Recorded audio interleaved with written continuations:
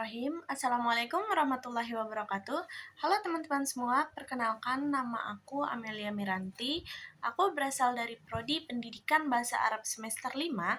Di sini aku akan menjelaskan tentang pembelajaran bahasa Arab untuk siswa MI kelas 3. Nah, adapun tujuan dari pembuatan video kali ini adalah untuk memenuhi tugas pendalaman bahasa Arab untuk MI. Jadi mari kita simak videonya.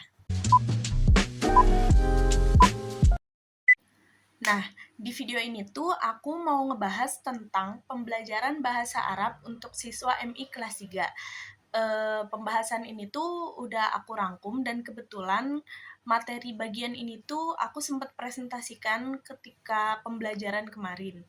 Nah, di sini tuh aku mencoba untuk memakai bahasa yang mudah supaya kalian mudah mengerti juga.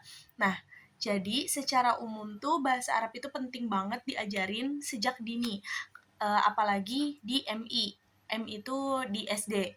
Karena bahasa Arab itu kan adalah bahasa Al-Quran dan hadis. Nah, anak kelas 3 MI ini yang usianya sekitar 8 atau 9 tahun itu tuh masih berada di masa Golden Age, yang dimana mereka itu cepat banget dalam menyerap bahasa baru. Makanya pembelajaran bahasa Arab itu harus dirancang dengan cara yang sesuai dengan perkembangan mereka. Nah, kurikulum yang dipakai untuk bahasa Arab di MI kelas 3 ini tuh mengacu kepada KMA nomor 347 tahun 2022. Nah, intinya kurikulum ini tuh memfokuskan pembelajaran pada 4 keterampilan bahasa, yaitu istima atau menyimak atau mendengar.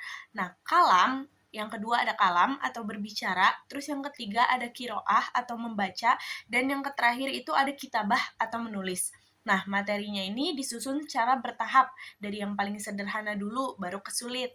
Terus dikaitkan sama kehidupan sehari-hari, biar anak-anak tuh mudah nangkep, mudah ngerti gitu. Nah, prinsip lain yang dipakai adalah pembelajaran harus komunikatif dan integratif, yang dimana anak itu nggak cuma belajar teori, tapi juga diajak untuk sering-sering pakai bahasa Arab di kelas. Kayak waktu belajarnya pun tuh nggak lama gitu. Untuk MI kelas 3 ini, waktu belajar bahasa Arab itu hanya 2 jam dalam seminggu. Jadi guru-guru tuh harus pinter-pinter memanfaatkan waktu biar hasilnya tuh maksimal. Nah, untuk kompetensi dasar dan materinya sendiri, anak MI kelas 3 ini tuh diajarin hal-hal yang sederhana dan deket banget sama kehidupan mereka. Misalnya, belajar tentang warna-warna, angka, terus anggota keluarga, lingkungan sekolah, alat tulis, terus juga makanan, minuman. Nah, tujuannya itu supaya anak-anak bisa mengerti kosakata dasar dulu, terus ngomong dengan kalimat pendek yang benar. Kalimat pendek itu contohnya kayak mufrodat, terus juga kayak baca kata-kata yang berharokat, terus nulis huruf atau kata dengan benar. Nah, jadi tahap ini tuh fokusnya masih pengenalan dan pembiasaan, nggak langsung ke yang rumit-rumit. Terus, supaya semua itu berjalan lancar, metode pembelajaran yang digunakan itu juga harus sesuai sama karakter anak MI yang aktif, cepat bosen, dan sukanya gerak ke sana ke sini.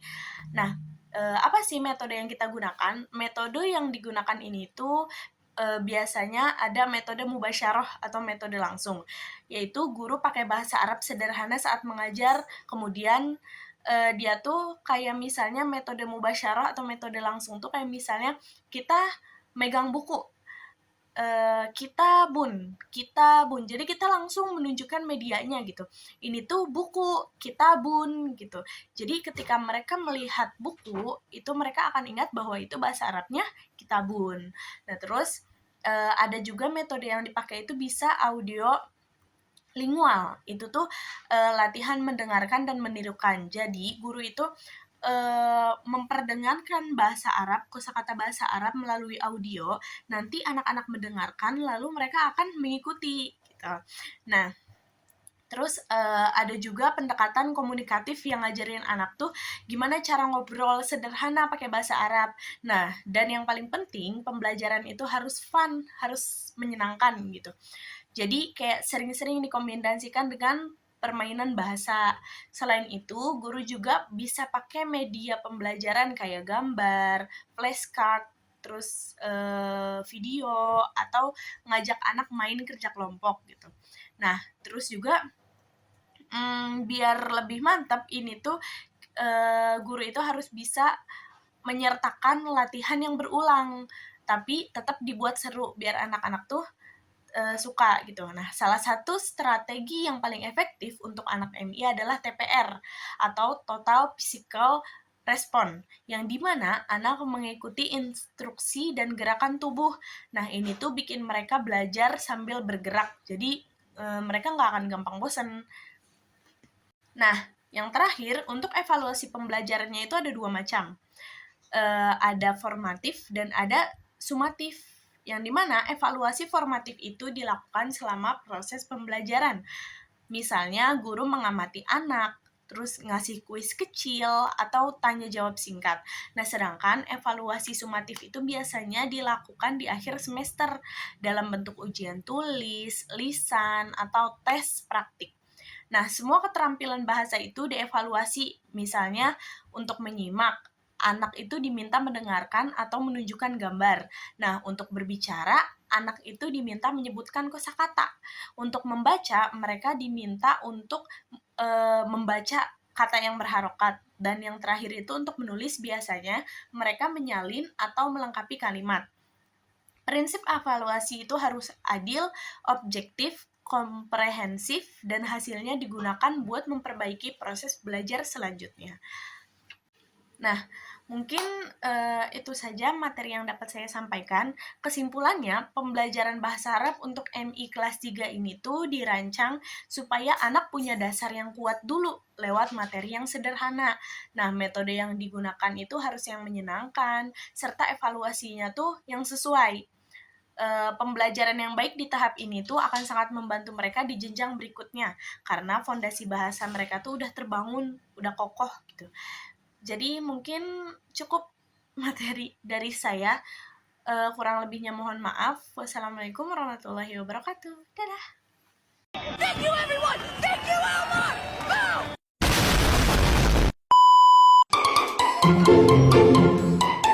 Boom.